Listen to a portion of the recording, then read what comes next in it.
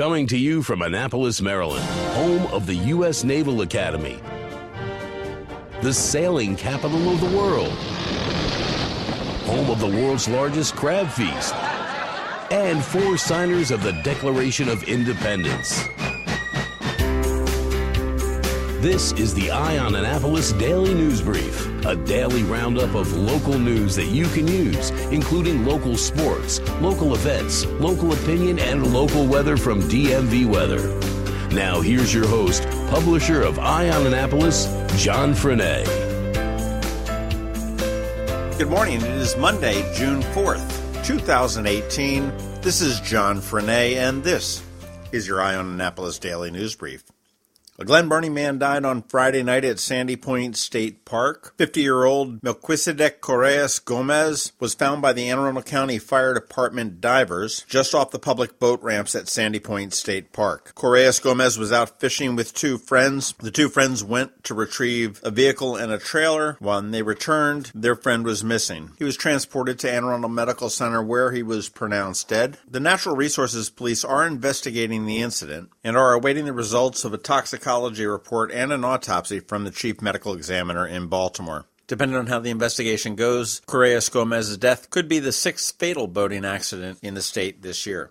At the last Annapolis City Council meeting, the council introduced a bill to ban styrofoam containers in restaurants, and tomorrow night, the county will introduce a similar bill. The bill is going to be sponsored by County Councilman Chris Trumbauer, and it's going to prohibit restaurants from using plastic or foam containers as well as cups and other products that use polystyrene. They will have a public hearing on Monday on that as well. Many restaurants are opposed to it. They say that it is ineffective and will place an undue financial burden on the industry, and polystyrene containers do not naturally decompose after being thrown away, and they are not recycled by local trash plants.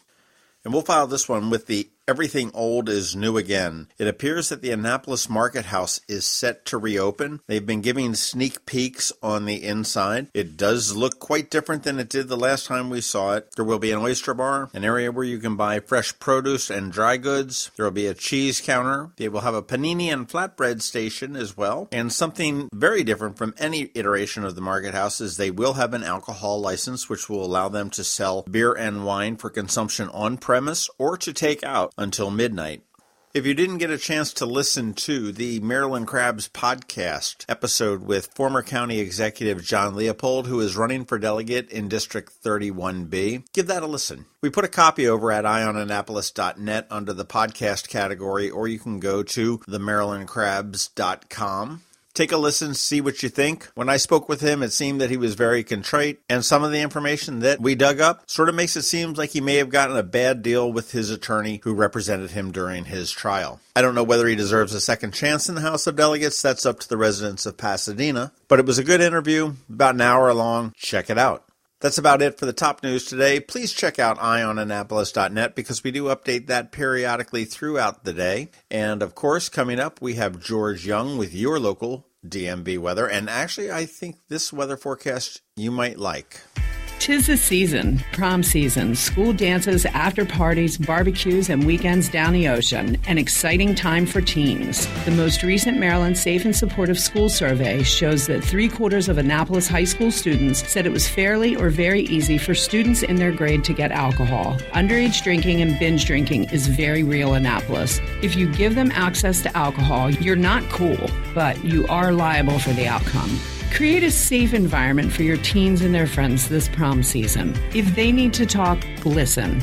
If you need to talk, we'll listen. We're here for you and your children. We're ASAP, Annapolis Substance Abuse Prevention. ASAP facilitates healthy community change, prevents and reduces binge drinking, underage drinking, and alcohol-related auto crashes among youth and young adults through locally led collaborations and evidence-based prevention strategies. Visit us at PreventSubstanceAbuse.org. This message is supported by SAMHSA and the Maryland Behavioral Health Administration. This is Maryland. The weather can be nearly unpredictable. We've got George Young from DMV Weather in Annapolis to sort it all out. Hey everyone, this is George with DMV Weather, and this is your Eye on Annapolis forecast for Monday, June 4th. Okay, had enough with the rain already? Hope so, because the next 5 days will have very little, if any, rain in the forecast mix at all. Sunny and breezy today with highs in the mid to upper 70s. Repeat tomorrow with a small chance of PM showers as another cold front moves through from the west. And then we'll follow that up Wednesday and Thursday with more sunshine and 70s, but without the wind. And by the time we get to Friday, temps will likely warm a bit into the 80s with another small chance of showers. But on the whole, this will be a dry week with perfect conditions for things to dry out finally across Annapolis and all of Anne Arundel County. So put the umbrellas away and get ready to get back outside without delays or cancellations or the threat of getting soaked or otherwise in the mix. Okay, that's it for us today. This is George Young of DMV Weather. Make it a great week out there, and be sure to follow us along the way on our website at dmvweather.com or on Facebook and Twitter, as well as on our app, which you can download for free by searching for DCMDVA Weather in the Apple App Store and Google Play Store. And remember one thing, as you're downloading our app on all your devices, whatever the weather outside, have fun and be safe. Hi, this is Anne Arundel County Executive Steve Schuh. The heroin and opioid epidemic has touched every family, including mine. It breaks my heart to see families crippled by the trauma of addiction every single day.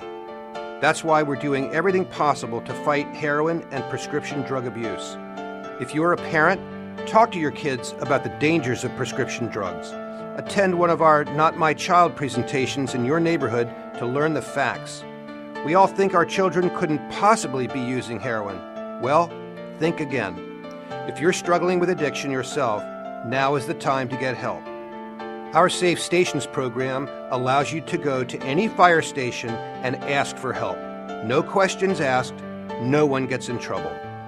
Get educated and join us in the fight to save lives. Go to denialisdeadly.org or call 410-768-5522.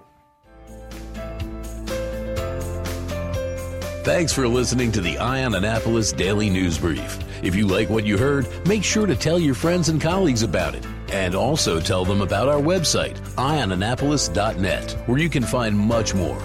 Be sure to check out our other weekly podcast, The Maryland Crabs. This podcast comes to you every Monday through Friday at 7 a.m. Thanks for listening, and we'll see you next time.